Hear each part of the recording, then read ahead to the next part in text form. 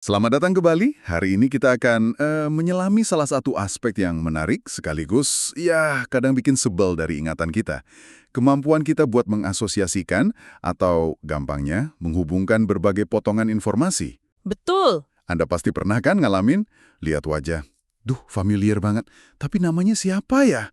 Gak keluar-keluar. Sering itu. Atau tahu fakta keren, tapi lupa dapat dari mana infonya. Sama sekali lupa. Nah, sumber kita kali ini, buku Why We Forget and How to Remember Better. Kita bakal fokus ke bab 10 yang khusus ngebahas tantangan asosiasi ini. Misi kita bareng Anda hari ini, gimana caranya ngebongkar kenapa sih ngaitin detail itu penting banget, kenapa kita sering gagal, dan tentunya gimana biar kita bisa lebih jago soal ini.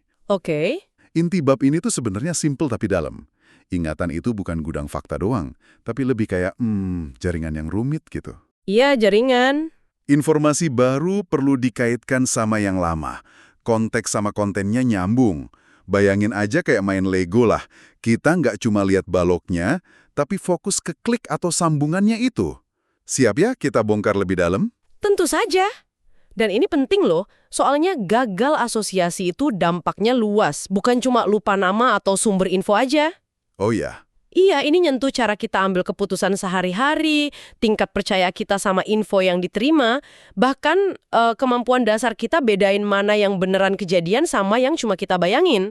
Buku ini mulai bab 10 dengan contoh yang umum banget.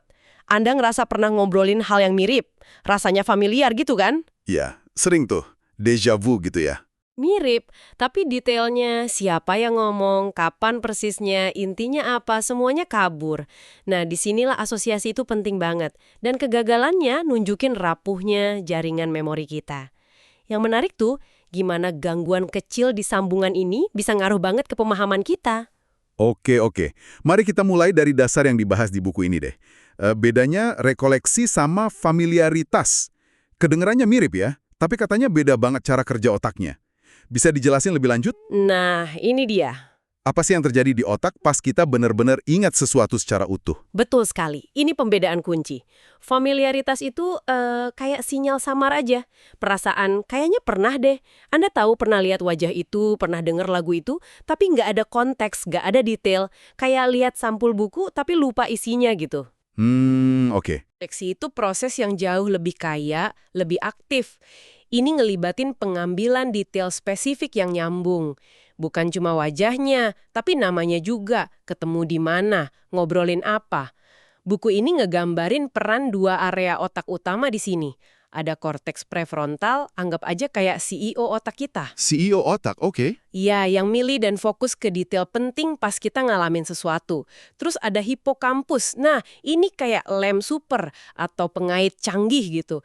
Dia yang aktif ngiket semua detail ini. Apa yang dilihat, didengar, dirasain, bahkan dipikirin saat itu. Wow. Jadi rekoleksi yang sukses itu butuh kerjasama harmonis antara si CEO dan si perkat ini buat ngebangun lagi memori yang utuh yang ada konteksnya. Saya suka tuh analogi CEO sama perkat. Jadi, rekoleksi tuh kayak muter film lengkap di kepala ya. Betul. Kalau familiaritas, cuma lihat posternya doang. Nah, persis. Buku ini ngasih contoh bagus banget buat nunjukin susahnya bikin kaitan ini. Apalagi buat hal yang nggak nyambung secara logika. Contoh soal keponakan itu. Gimana ceritanya? Oh iya, contoh itu. Gini, ingat keponakan Anda suka marshmallow di coklat panas itu relatif gampang. Iya sih. Kenapa? Soalnya itu cocok sama skema atau pengetahuan umum kita lah soal anak kecil suka manis. Ada koneksi logis yang udah ada di otak kita. Oke. Tapi ngingat nama spesifik mainan naga kesayangannya misalnya roket, nah itu jauh lebih susah. Kenapa tuh? Ya karena nggak ada hubungan jelas atau otomatis antara naga mainan sama nama roket. Ini hubungan yang arbitrer, acak gitu. Buat ngingetnya, hipokampus kita mesti kerja ekstra keras buat sengaja bikin dan nguatin kaitan baru yang spesifik antara naga mainan keponakan sama nama roket itu. Nah, usaha sadar ini nih yang seringnya kita gagal lakuin apalagi kalau kita nggak gitu merhatiin pas infonya masuk. Masuk akal. Jadi makin nggak logis atau acak hubungannya, makin gede usaha sadar yang dibutuhin buat ngereketinnya ya. Tepat. Pantesan saya bisa ingat muka teman lama, tapi namanya hilang blas. Soalnya hubungan muka sama bunyi nama kan seringnya acak ya. Pernah nggak Anda, pendengar kami, ngerasa frustasi karena detail-detail acak gini susah banget nempel di ingatan? Wah, itu sih pengalaman universal kayaknya ya. Dan kegagalan bikin hubungan arbitrer ini nunjukin inti familiaritas tadi. Kalau asosiasinya lemah atau nggak kebentuk sama sekali, ya yang sisa cuma perasaan samar kalau pernah terpapar info. Jadi cuma ngerasa kenal aja gitu? Iya, Anda ngenalin wajahnya itu familiaritas, tapi detail terkaitnya, nama, konteks ketemu, itu kan hasil rekoleksi, nggak ikut keangkat. Buku ini pakai analogi bagus, kayak punya fondasi sama kerangka rumah, info dasarnya kesimpan, tapi dinding, atap, perabotnya, detail asosiatifnya belum kepasang. Anda tahu ada sesuatu di sana, tapi bentuk utuhnya nggak jelas. Dan ini jadi pertanyaan penting nih yang juga disinggung buku ini. Kalau kita cuma punya rasa familiar tanpa detail pendukung, seberapa bisa kita percaya sama ingatan itu? Gimana bedain familiaritas yang beneran, misal emang pernah ketemu tapi lupa detail, sama yang palsu, misal mukanya mirip orang lain atau cuma di mimpi? Nah, ini pertanyaan krusial banget, apalagi zaman sekarang ya. Gagal bedain familiaritas asli sama palsu bisa bikin kita gampang keliru atau bahkan dimanipulasi. Buku ini nggak ngasih jawaban gampang sih, tapi intinya kunci pembedanya itu di kemampuan kita buat ngakses detail asosiatif. Oh, detail asosiatifnya ya kuncinya. Iya, kalau Anda bisa ingat kembali setidaknya beberapa detail konteks di mana, kapan, sama siapa, kemungkinan besar itu rekoleksi valid, walau mungkin nggak lengkap. Tapi kalau cuma perasaan kenal ngambang gitu aja, tanpa kaitan apa-apa, nah kita perlu lebih skeptis. Cek lagi sebelum bertindak berdasarkan perasaan itu. Oke, jadi kegagalan asosiasi pertama itu antara item inti, wajah, fakta, sama detail spesifiknya, nama, konteks. Sekarang tindah yuk ke jenis asosiasi lain yang seringkali lebih masalah nih. Nginget sumber informasi. Ini nih kayaknya relevan banget hari ini. Betul sekali. Kenapa nginget dari mana saya tahu ini? Jadi penting banget dan kenapa kita sering payah soal ini? Anda benar, ini relevan banget. Nginget sumber informasi atau source memory itu komponen kritis dari rekoleksi. Coba pikirin aja dampaknya. Info kesehatan itu dari dokter atau dari iklan medsos? Beda banget ya. Klaim polibik itu dari berita terverifikasi atau grup WA anonim. Cerita soal teman Anda itu dari dianya langsung atau dari gosip orang. Sumber informasi itu ngubah drastis bobot, kredibilitas, dan cara kita pakai informasi itu. Gagal ngingat sumber bisa bikin kita salah nilai situasi, nyebar misinformasi, atau ambil keputusan jelek. Bener banget. Saya sering nih bagi fakta menarik pas ngobrol, terus tiba-tiba ragu. Bentar, gue baca di mana ya? Jurnal ilmiah apa blog opini? Nah, itu dia. Momen ragu itu nunjukin pentingnya ingatan sumber ini. Terus, kenapa otak kita gampang banget lupain aspek krusial ini? Apa kata buku ini? Penjelasan utamanya ada di alokasi perhatian kita. Pas kita terima info baru, fokus utama kita biasanya ke apa isinya, pesannya, fakta utamanya, ceritanya. Kita secara alami kurang merhatiin detail konteks kayak siapa yang bilang, di mana kita dengar, atau kapan persisnya. Oh, jadi perhatian kita ke kontennya ya? Iya, nginget sumber itu butuh lapisan asosiasi tambahan. Kita nggak cuma perlu ingat infonya, tapi juga aktif ngaitin sama konteks pas nerimanya. Proses ini, baik pas info pertama masuk, disebut encoding, proses awal masukin info ke memori, Encoding, oke. maupun pas kita coba ingat lagi, disebut recall retrieval. Pas kita coba narik infonya, itu butuh perhatian ekstra. Jadi ini soal prioritas perhatian gitu ya. Otak kita cenderung males nyatat detail sumber, kecuali kita paksa secara sadar. Ya, bisa dibilang gitu. Apalagi kalau lagi stres, buru-buru, atau pas dibanjiri informasi. Di situasi gitu, kita cenderung cuma nangkep inti atau gist-nya aja dan ngabain detail pinggiran, termasuk sumbernya. Otak kita milih-milih ya. Seringnya, sumber dianggap kurang penting dibanding kontennya. Masalahnya, penilaian penting pas encoding mungkin beda sama kebutuhan kita pas retrieval nanti. Ini menarik sekaligus agak ngeri ya. Ngingat arus informasi sekarang deres banget. Nah, karena ngingat sumber itu penting tapi susah, ada strategi praktis gak yang disaranin buku ini buat bantu kita pas nerima info, biar sumbernya lebih nempel? Tentu ada. Buku ini nekenin pentingnya kesadaran dan usaha pas encoding. Kalau kita tahu sumber info itu mungkin penting nanti. Salah satu tip implisit tapi kuat. Perlambat. Jangan cuma nyerap info pasif. Pelan-pelan ya. Iya, ambil jeda bentar buat sadar nyatet. Oke, info ini dari nama orang, media, situasi. Mungkin diulangin dalam hati atau dicatat kalau penting banget. Tip kedua yang nyambung, tanya diri sendiri. Sumber ini kredibel nggak ya? Perlu nggak gue ingat ini dari mana? Oh, tanya ke diri sendiri. Pertanyaan reflektif ini bisa memicu korteks prefrontal buat lebih merhatiin detail sumber pas hipokampus lagi ngerekat. Kayak ngasih instruksi ke CEO dan perekat otak kita. Saya suka tuh ide, memperlambat sama tanya diri sendiri. Kayak bangun kebiasaan mental baru ya. Dan sebelum kita bertindak atau bagian info, mungkin bagus juga ya, cek sumber mental dulu. Kayak nanya, oke, gue yakin soal fakta ini.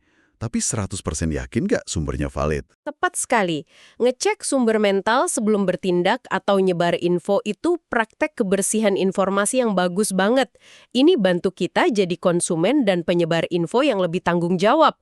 Ngakuin kalau nggak yakin sumbernya, kayaknya pernah baca di mana gitu, tapi lupa, jauh lebih baik daripada nyajiin sebagai fakta tak terbantahkan. Oke, kita udah bahas gagal nyambungin detil ke item inti, sama gagal nyambungin konten ke sumber. Sekarang, kita pindah ke jenis kebingungan asosiatif lain yang umum banget dan bisa bikin frustrasi sehari-hari. Bedain antara sesuatu yang beneran kita lakuin versus yang baru kita pikirin atau bayangin bakal kita lakuin. Ah iya, ini. Contoh klasik, udah ngunci pintu belum ya tadi pagi? Apa baru bayangin doang sambil buru-buru? Kenapa otak kita gampang banget yang produkin ini? Ini salah satu fenomena memori yang paling menarik sekaligus bikin bingung. Buku ini jelasin kalau akar masalahnya itu di tumpang tindih aktivitas otak kita pas ngelakuin tindakan sama pas cuma bayangin. Jaringan syaraf yang aktif pas Anda secara mental nyimulasiin sebuah tindakan, misalnya bayangin ngambil kunci terus muter kenop pintu, itu ternyata milik banget, bahkan sebagian besar sama dengan jaringan yang aktif pas Anda beneran ngelakuin tindakan fisik itu. Wah, jadi otak kita pada dasarnya ngejalanin simulasi yang mirip banget sama kenyataan ya? Persis. Kemiripan inilah yang jadi dasar kenapa latihan mental atau visualisasi itu efektif. Kayak yang mungkin dibahas di bab lain buku ini. Oh iya, latihan mental. Atlet bisa ningkatin performa dengan bayangin gerakan sempurna. Musisi bisa latihan dalam pikiran. Ini nunjukin kuatnya hubungan imajinasi sama sistem motorik kita. Tapi sisi baliknya, karena jejak memori dari tindakan nyata, sama yang dibayangin ini punya struktur neurobiologis yang mirip, otak kita kadang susah bedain mana yang asli, mana yang simulasi pas kita coba ingat lagi. Jadi gara-gara efisiensi otak ya? Iya, efisiensi sistem otak pakai jalur yang sama buat aksi dan imajinasi, ini yang secara inheren bikin potensi kebingungan tadi. Jadi bukan karena kita pelupa atau ceroboh doang ya, tapi emang ada dasar neurobiologisnya. Agak lega sih, tapi tetap aja nyebelin kalau kejadian. Betul. Ada faktor yang memperburuk nggak? Misalnya tindakan rutin gitu, lebih gampang kecampur. Ya, tindakan rutin atau otomatis sering jadi korban utama kebingungan ini. Karena kita lakuin tanpa banyak mikir sadar, jejak memorinya mungkin nggak sekuat atau sekhas tindakan baru atau yang butuh perhatian penuh. Ah, iya juga ya. Akibatnya, memori tindakan rutin, misal kunci pintu tiap pagi, bisa lebih gampang ketukar sama memori pas kita mikirin buat ngelakuinnya, atau pas simulasi mentalnya. Capek atau distraksi juga bisa memperparah, karena ngurangin perhatian buat nandain memori tindakan nyata sebagai beneran terjadi. Masuk akal. Jadi pas kita ngelakuin sesuatu yang penting tapi rutin, kayak minum obat atau masukin dokumen penting ke tas, mungkin kita perlu cara biar momen itu lebih nonjol di ingatan ya, biar nggak ketukar sama pikiran atau niat. Tepat sekali. Dan ini bawa kita langsung ke bagian solusi atau kiat praktis dari buku ini. Setelah paham kenapa berbagai jenis asosiasi ini gagal, bab 10 nawarin beberapa strategi konkret buat nguatin lem atau pengait memori kita. Strategi ini pada dasarnya tujuannya bikin proses encoding, rekaman awal, jadi lebih sadar, aktif, dan beda, biar jejak memorinya lebih kuat dan gampang dibedain nanti. Oke, ini bagian yang ditunggu-tunggu. Mari kita bedah kiat praktisnya. Apa aja yang bisa kita lakuin biar ingatan kita tetap utuh dan nyambung? Buku ini nyaranin beberapa teknik yang intinya bikin asosiasi lebih eksplisit dan kaya. Salah satu yang paling simpel tapi efektif itu verbalisasi asosiasi. Verbalisasi. Ngomong gitu. Ya, ngucapin hubungan atau tindakan itu dengan lantang pas Anda lakuin. Misalnya, pas naruh kunci di tempat nggak biasa, bilang aja keras-keras, saya naruh kunci di atas rak buku. Atau pas ngelakuin tindakan penting yang rawan lupa kayak kunci pintu, ucapin, pintu udah kekunci. Hmm, Proses verbalisasi ini ngelakuin beberapa hal. Maksa Anda fokus pas itu, bikin jejak memori auditori tambahan selain motorik atau visual, dan bikin momen itu sedikit lebih unik. Bahkan bisa dibikin lebih aktif kayak contoh tadi. Meja rias ini sekarang megang kunci saya. Kalimat aktif gitu bisa bikin gambaran mental lebih kuat. verbalisasi ya. Kedengarannya agak aneh mungkin awalnya ngomong sendiri gitu, tapi kebayang sih gimana itu maksa perhatian. Kalau kiat lain, ada yang pakai visualisasi. Tentu saja. Teknik kedua pakai citra mental atau imajinasi secara aktif. Ini berguna banget buat nyambungin info arbitrer, kayak nama dan wajah, atau info sama sumbernya. Idenya itu bikin gambaran mental yang jelas, hidup, dan idealnya agak aneh atau beda buat ngiket item-item itu. Aneh atau beda ya? Iya, misalnya, baru ketemu orang namanya Budi di acara lingkungan. Buat ingat nama sama konteksnya, Anda bisa bayangin si Budi lagi nanam pohon emas. Kan aneh tuh, di acara itu. Makin unik, aktif, atau bahkan emosional, misal lucu atau kaget, citra mentalnya, makin kuat pengait asosiatifnya di hipokampus, dan makin gampang diingat lagi nanti. Oke. Mirip contoh naik gunung sama kenalan baru tadi, visualisasiin aktivitas itu dengan detail yang nonjol. Menarik. Jadi kita pakai kekuatan imajinasi kita sendiri buat bikin jembatan memori yang lebih kokoh. Perlu sedikit kreativitas ya, tapi kayaknya bisa bantu banget. Ada lagi? Mungkin yang lebih terstruktur? Ya, buku ini juga nyinggung singkat soal alat bantu ingat atau mnemonik.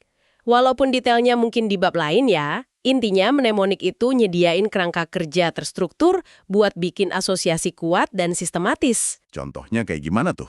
Contohnya metode Loci, ingat item dengan nempatin secara mental di lokasi dikenal. Akronim, kayak Mejiku Hibiniu buat warna pelangi atau rima. Metode ini pada dasarnya cara formal buat nerapin prinsip dasar yang sama. Bikin hubungan sengaja dan gampang diingat antara info baru sama info lama atau struktur yang dikenal. Jadi mau itu verbalisasi simple, imajinasi kreatif, atau mnemonik terstruktur, benang merahnya kayaknya usaha sadar ya. Nah, itu dia. Muatin asosiasi ingatan itu bukan proses pasif, tapi sesuatu yang perlu kita kerjain aktif. Tepat sekali. Itulah pesan fundamental dari bab ini. Memori yang kuat dan nyambung itu bukan hasil untung-untungan atau bakat doang, tapi produk dari perhatian, keterlibatan aktif, dan pakai strategi sengaja buat bikin dan nguatin asosiasi antar informasi. Makin kita latih otot asosiasi kita, makin jago kita bangun jaringan memori yang kaya dan andal. Oke, coba kita rangkum ya apa yang udah kita bahas. Intinya, ingatan yang beneran guna itu bukan cuma nyimpen fakta kepisah-pisah, tapi soal kemampuan kita bangun jembatan koneksi kuat antara detail, konteks, sumber, tindakan, dan pikiran. Betul, jembatan memori. Gagal bangun jembatan ini bisa bikin kita cuma ngerasa familiar, tapi nggak yakin, lupa dapat info dari mana, atau bahkan bingung mana yang nyata mana yang bayangan. Dan kunci buat bangun jembatan yang lebih kokoh, itu perhatian dan usaha sadar pas info pertama masuk, plus pakai teknik kayak verbalisasi, imajinasi, atau mnemonik. Jadi, apa artinya ini semua buat Anda yang dengerin? Kenapa penting peduli soal nguatin asosiasi ini? Menurut saya sih, di dunia yang penuh info dan tuntutan multitasking ini, kemampuan asosiasi efektif jadi makin krusial. Setuju. Ini bantu kita nyaring info lebih baik, bikin keputusan lebih berdasar karena tahu sumber dan konteksnya, ngurangi momen aduh lupa yang malu-maluin atau bahkan bahaya, dan akhirnya bikin kita lebih percaya sama ingatan kita sendiri. Ini bukan trik memori doang, tapi skill kognitif dasar. Saya setuju banget. Dan sebagai penutup, mungkin bagus ya kita renungin satu implikasi yang lebih dalam dari bahasan ini. Terutama soal gampangnya batas antara nyata dan imajinasi itu kabur di ingatan. Buku ini ngajak kita mikir soal sifat memori jangka panjang kita. Seberapa asli sih ingatan kita soal masa kecil atau pengalaman lama? Wah, dalam nih. Nginget betapa gampangnya asosiasi bisa salah bentuk atau distorsi seiring waktu, seberapa banyak dari apa yang kita yakin kita ingat jelas, itu mungkin sebenarnya hasil rekonstruksi. Rekonstruksi ini bisa tanpa sadar dipengaruhi cerita orang lain setelah kejadian, foto yang dilihat ulang, atau bahkan imajinasi kita sendiri yang pelan-pelan ngisi detail hilang atau ngubah cerita biar pas sama narasi hidup kita sekarang. Jadi ingatan kita itu dibentuk ulang terus ya? Bisa jadi, ini bukan berarti ingatan kita nggak berharga, ya. Tapi ini pengingat menarik soal sifat dinamis dan kadang nggak bisa diandelin dari proses ngingat itu sendiri. Sesuatu buat direnungin lebih lanjut. Sebuah pemikiran yang sangat menarik dan sedikit mengguncang ya. Makasih udah berbagi, dan makasih buat Anda yang udah gabung sama kami dalam penelusuran mendalam kali ini yang didasarkan pada bab 10 dari buku Why We Forgot and How to Remember Better, fokusnya di seni dan tantangan mengasosiasikan informasi dalam ingatan. Semoga wawasan ini ngasih Anda perspektif baru dan beberapa alat praktis buat nguatin ingatan Anda sendiri. Sampai jumpa di penelusuran berikutnya.